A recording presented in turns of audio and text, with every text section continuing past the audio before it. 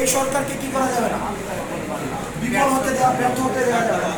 তাহলে রাষ্ট্র সংস্কার যখন হবে, এরপরে মানুষ রাজনৈতিকভাবে স্বাভাবিকভাবে সবাই একমত হবে না।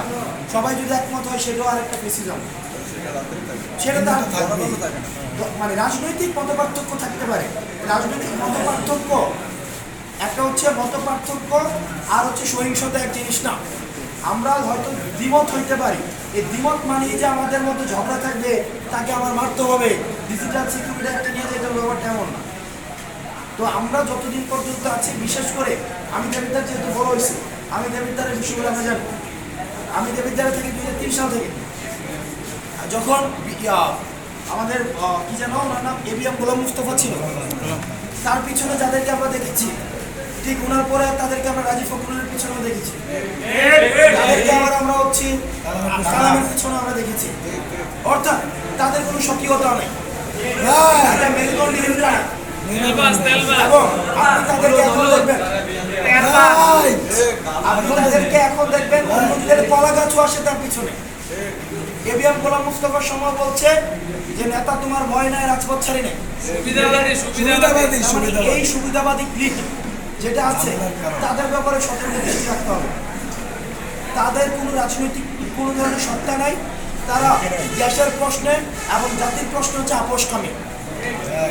তারা যেহেতু আপোষকামী, সুতরাং তাদের বিষয়ে সচেতন থাকতে হবে। এবং আমি দেখেছি, বিশেষ করে গত সরকার যেটা ছিল, ফেসিস্ট সরকার, আমি রিকোয়েস্ট করবো আপনাদেরকে, আপনারা হচ্ছেন আমার স্কুলের শিক্ষার্থী, এখানে যারা বেশিরভাগ স্কুলের শিক্ষার্থী, সিনিয়র জুনিয়র, দেবিদ্বারে আমরা দেখেছি একটা সময়ে, আমি জাতীয় পর্যায়ের কথা বলেছি, আবার আঞ্চলিক পর্যায়ের কথা বলি, দেবিদ্বারে একটা সময় পড়াশোনার একটা তুমুল প্রতিযোগিতা থাকতো। এবং আশেপাশের যে সাব অল্টার্ন এরিয়াগুলো আছে, ওখান থেকে মানুষ দেবিদ্বারে রাষ্ট্র পড়াশোনা করার জন্য, এখানে স্কুলগুলো মানসম্মত ছিল এবং কম্পিটিশন ছিল, রেয়াজউদ্দিন মফিজউদ্দিনের মধ্যে কম্পিটিশন ছিল। কিন্তু বর্তমান প্রেক্ষাপটে দাঁড়ায় পড়াশোনা চাঙ্গে ছোট ছোট পোলাপান থেকে বাইক নিয়ে ঘুরে, বাইক নিয়ে বাইকের পিছনে ঘুরে। আমি যখন আগে এলাকায় দেখতাম দেবিদ্বারে কিছু একটা হইলেই আমি অমুক ভাইয়ের পোলা, আমি আমার পিছনে অমুক ভাইয়ের আছে, এবং কিছু হইলেই 20-50টা পোলাপান নিয়ে চলে আসে। ভাই, আমি আপনাদেরকে বলছি, আপনারা যারা জুনিয়র আছেন, বিশ্বাস করেন এই সেলফি পলিটিক্স, প্রোটোকল পলিটিক্স, ভাই পলিটিক্স, এগুলো থেকে বেরোয় আসতে হবে। এবং আপনার কেরিয়ার আপনার। আমরা কিন্তু কেউ, আপনি যদি দেখেন আসিফের কথা ধরেন, Asif Dhaka university sociology department থেকে মেধার সাথে, রেজাল্টের সাথে ওর একটা পর্যায়ে আছে, ওর বক্তব্য শুনেন, পড়াশোনার গভীরতা কতটুকু, আসিফের পড়ার গভীরতা কতটুকু, সার্জিসের পড়াশোনার গভীরতা কতটুকু। অর্থাৎ এখানে বিষয়টা এমন না কেউ হঠাৎ করে চলে আসছে। নেতার পিছনে ঘুরে ঘুরে কখনো নেতা হয় না। নেতা দেশে থাকে, নেতার ছেলেকে বিদেশে রাখে, আর নেতা আপনাদেরকে দিয়ে আমাদেরকে দিয়ে কাজ করায়।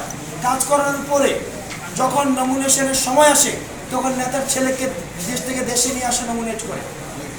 আপনি নেতারও চামচা, নেতার ছেলেরও চামচা। আপনি সিদ্ধান্ত নেবেন।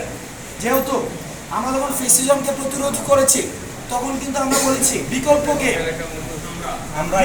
আমি। কিন্তু যদি ব্যাপারটা এমন হয় যে এই ফেসিজম পরবর্তী বাংলাদেশও বিকল্পকে অমুক ভাই, বিকল্পকে তুমুক ভাই, তাইলে কিন্তু দেখেন আপনার মাথার মধ্যে ফেসিজমের অস্থিমজ্জা। তো এই যে ভাইয়ের পিছনে ঘোরা, হুন্ডা নিয়ে ঘোরা, এগুলো বিশ্বাস করেন, এগুলো আপনাকে কেরিয়ারে কিছুই করবেন। আপনি মনে হইতে পারে যে আই মাইট বি সাউন্ডিং পিডান্টিক, যে আমি আপনাকে জ্ঞান দিচ্ছি, বাট এটা ট্রু। বাসায় যদি পকেটে যদি খাবার না থাকে, টাকা না থাকে, পেটে যদি খাবার না থাকে, আর আপনি যদি আপনার বাসায় বাজার না দিতে পারেন, একটা পর্যায়ে এসে কোনো নেতা আপনার বাসায় বাজার করে দিবে না,